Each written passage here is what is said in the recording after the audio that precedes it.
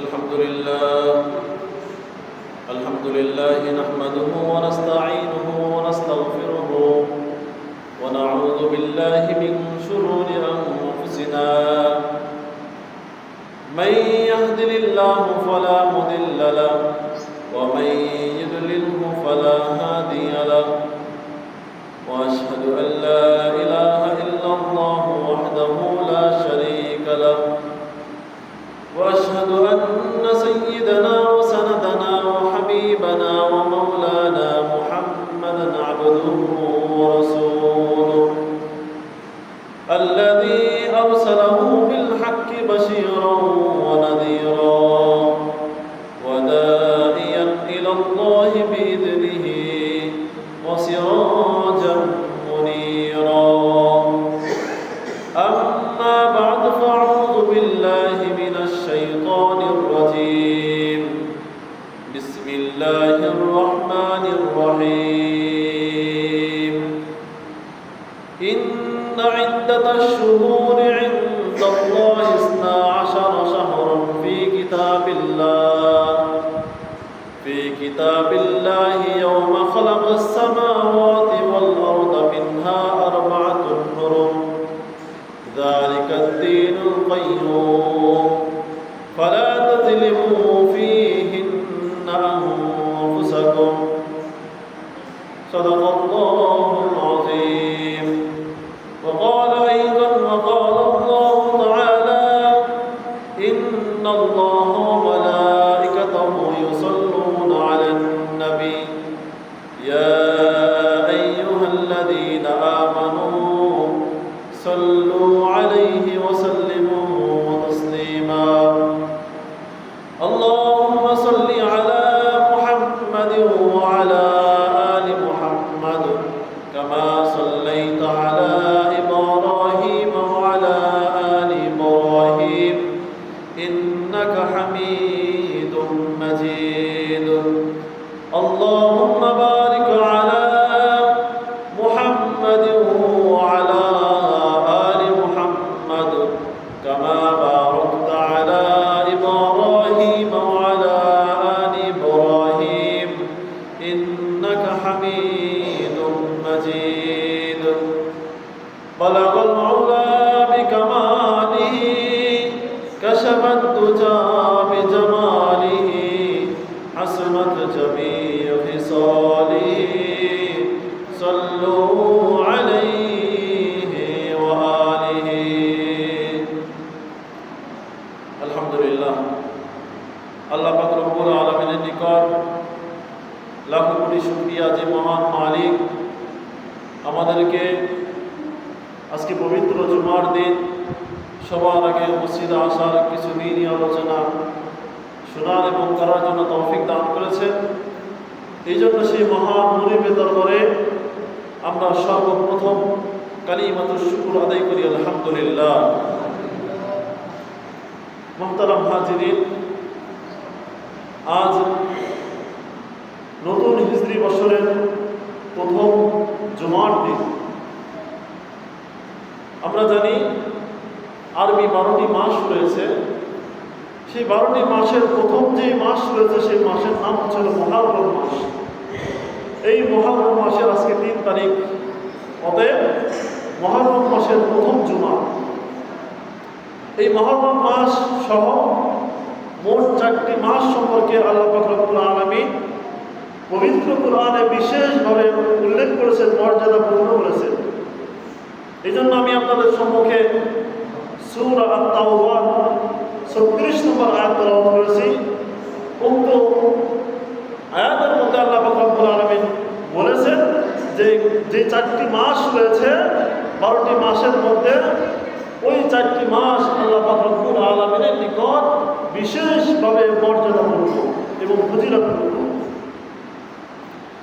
আল্লাহ পাক রব্বুল আলামিন পবিত্র কোরআনের সূরা তাওবার ভিতরে আল্লাহ পাক রব্বুল আলামিন উল্লেখ করেছেন, ইন্না ইদ্দাতাশ শুহুরি ইনদাল্লাহি 12 শাহরান ফি কিতাবিল্লাহ।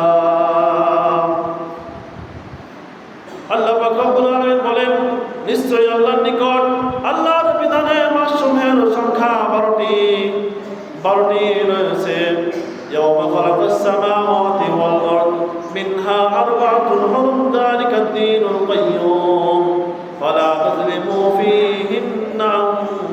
أنفسكم এই আয়াতের ভিতরে আল্লাহ পাক রব্বুল আলামিন বলেছেন নিশ্চয়ই আল্লাহর নিকট আল্লাহর বিধানের মাসের সংখ্যা 12টি যেদিন তিনি আসমান জমিন সৃষ্টি করেছেন আর সেদিন থেকেই এই 12টি মাস এই 12টি মাসের মধ্যে বিশেষভাবে 4টি মাস মর্যাদাপূর্ণ সুতরাং এই 16 দিন তোমরা এই মাসগুলিতে নিজেদের প্রতি কোনো জুলুম করো না আল্লাহ পাক রব্বুল আলামিন এখানে স্পষ্টভাবে বলেছেন যে যেই দিন থেকে আমি আসমান আর জমিন সৃষ্টি করেছি ওই দিন থেকে আমি 12টি মাস সৃষ্টি করেছি 12টি মাস আর এই 12টি মাসের মধ্যে মর্যাদাপূর্ণ 4টি মাস রয়েছে যে 4টি মাসের কথা আল্লাহ কোরআনে বাকির ভিতরে বিশেষভাবে আলাদাভাবে বলেছেন যে 4টি মাস রয়েছে এই 4টি মাস মর্যাদাপূর্ণ বিশ্বনবী হযরত মুহাম্মদ রাসূলুল্লাহ সাল্লাল্লাহু আলাইহি ওয়াসাল্লাম এই 4টি মাসের কথা উল্লেখ করেছেন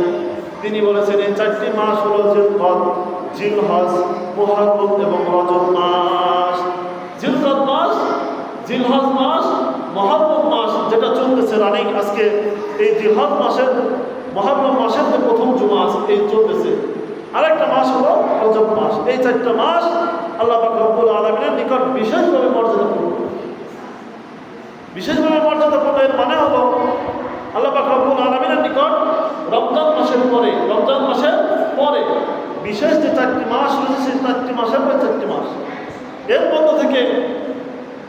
এর মধ্যে থেকে এই মুহররম মাস অতি গুরুত্বপূর্ণ বিশ্বনবী হযরত মুহাম্মদ রাসূলুল্লাহ সাল্লাল্লাহু আলাইহি ওয়াসাল্লাম বলেছেন রমজানের পরে সর্বোত্তম রোজা হলো আল্লাহর মাস মুহররমের মাসের রোজা আল্লাহ পাক রব্বুল আলামিনের নবী বিশ্বনবী হযরত মুহাম্মদ রাসূলুল্লাহ সাল্লাল্লাহু আলাইহি ওয়াসাল্লাম এই মাসকে বলেছেন আল্লাহর মাস এই মাসকে বলেছেন কি আল্লাহর মাস শাহরুল্লাহ আল্লাহর মাস বলেছেন তার মানে আল্লাহর মাস যেহেতু এই মাসকে বলেছেন তার মানে এই মাসের মর্যাদা এই মাসের তাৎপর্য অনেক বেশি বিশ্বনবী সাল্লাল্লাহু আলাইহি ওয়াসাল্লামের অসংখ্য হাদিস রয়েছে এই মাসকে ঘিরে বিশ্বনবী হযরত মুহাম্মদ রাসূলুল্লাহ সাল্লাল্লাহু আলাইহি ওয়াসাল্লাম যখন তিনি মদিনায় আসলেন মদিনায় আসার পরে তিনি এই হাদিসটি হযরত আব্দুল্লাহ ইবনে আব্বাস রাদিয়াল্লাহু তাআলা বর্ণনা করেছেন عن عبد الله بن عباس رضي الله تعالى عنه قال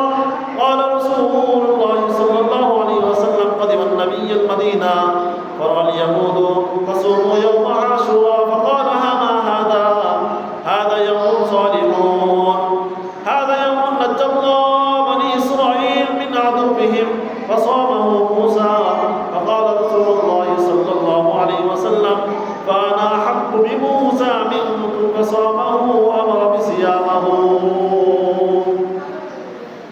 হযরত ইবনে আব্বাস রাদিয়াল্লাহু তাআলা আনহু তিনি ইরশাদ করে তিনি বর্ণনা করেছেন বিশ্বনবী হযরত মুহাম্মদ রাসূলুল্লাহ সাল্লাল্লাহু আলাইহি ওয়াসাল্লাম যখন মক্কা থেকে মদিনায় আসলেন তিনি দেখতে পেলেন ইহুদিরা রোজা রাখে তিনি দেখলেন যে ইহুদিরা আশুরার দিন অতএব এই মুহররম মাসের 10 তারিখে রোজা রাখে তখন তিনি বললেন যে তোমরা কিসের রোজা রাখো এটা কিসের রোজা তখন তিনি বললেন এই ইহুদিরা বলল যে এই রোজা আমরা রাখি যে মুহররম মাসের রোজা রাখি এই জন্য যে এই দিনে আমাদের নবী হযরত মূসা আলাইহিস সালামকে ফিরাউনের ওই বাহিনী থেকে হেফাজত করেছিলেন এবং এই ফিরাউন যারা জালেম ছিল আমাদের শত্রু ছিল তাদেরকে এই দিনেই আল্লাহ পাক রব্বুল আলামিন সমুদ্রের মধ্যে ডুবিয়ে তাদেরকে মেরেছিলেন হত্যা করেছিলেন এই জন্য সেই শুকরাতা আমরা রোজা রাখি এই কথা শোনার পরে বিশ্বনবী হযরত মুহাম্মদ রাসূলুল্লাহ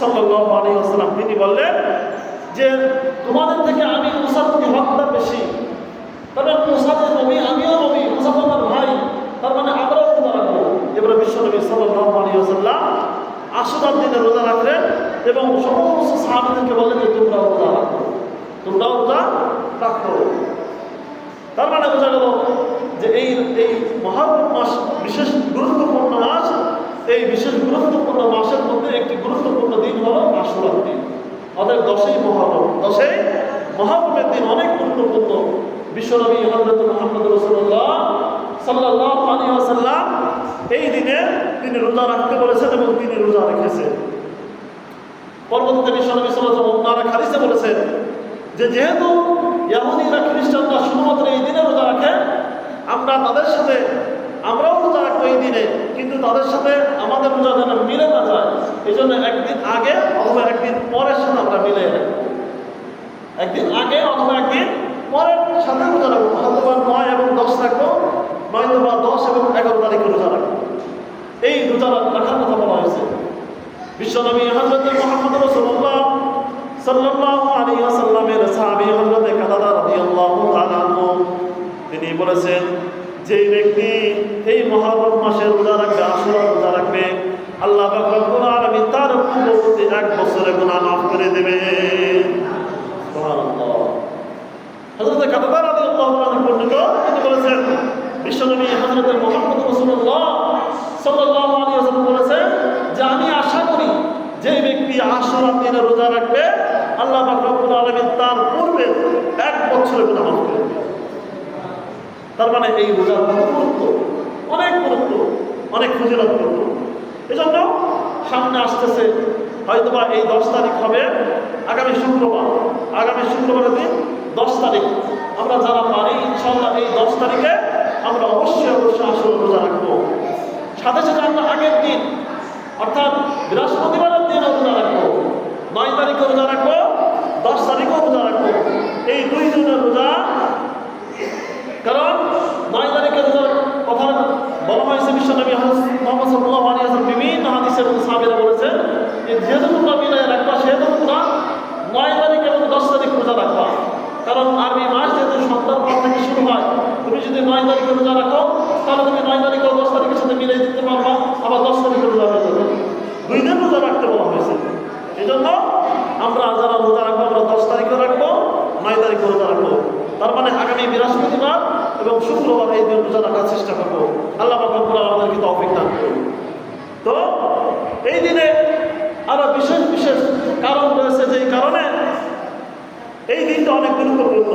যেমন একটা বললাম, মুসা আলাইহিস সালামকে আল্লাহ পাক রব্বুল আলামিন ওই ফিরআউনের নির্যাতন থেকে বাঁচিয়েছিলেন।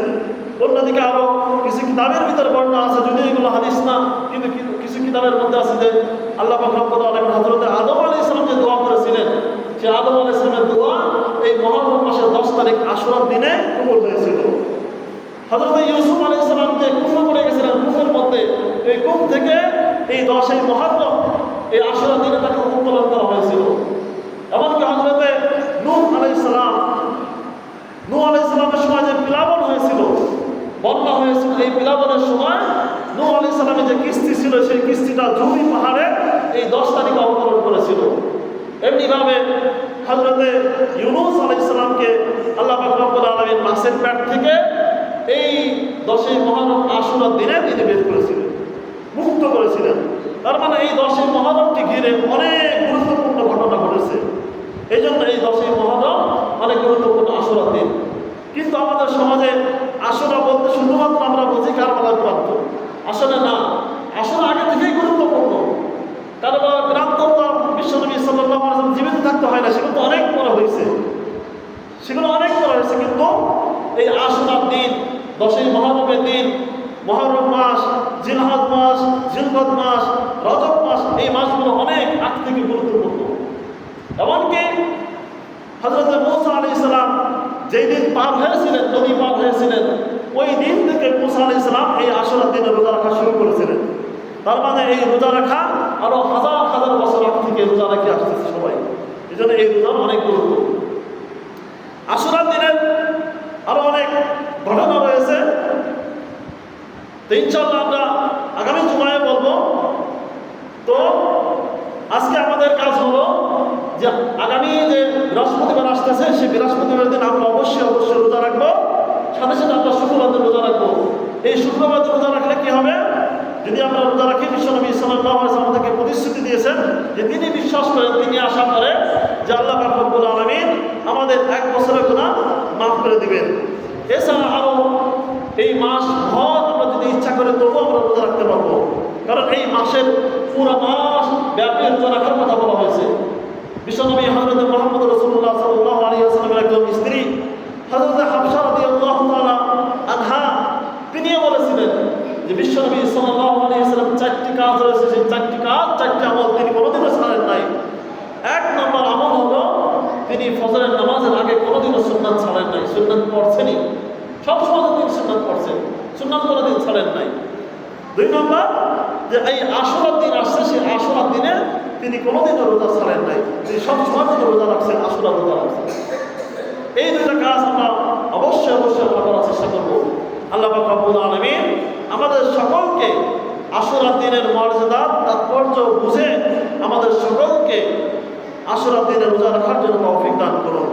আমিন। ওয়া আখিরু দাওয়ানা আনিল হামদুলিল্লাহি রাব্বিল আলামিন। যারা সুন্নাত পড়েন সুন্নাত পড়েন।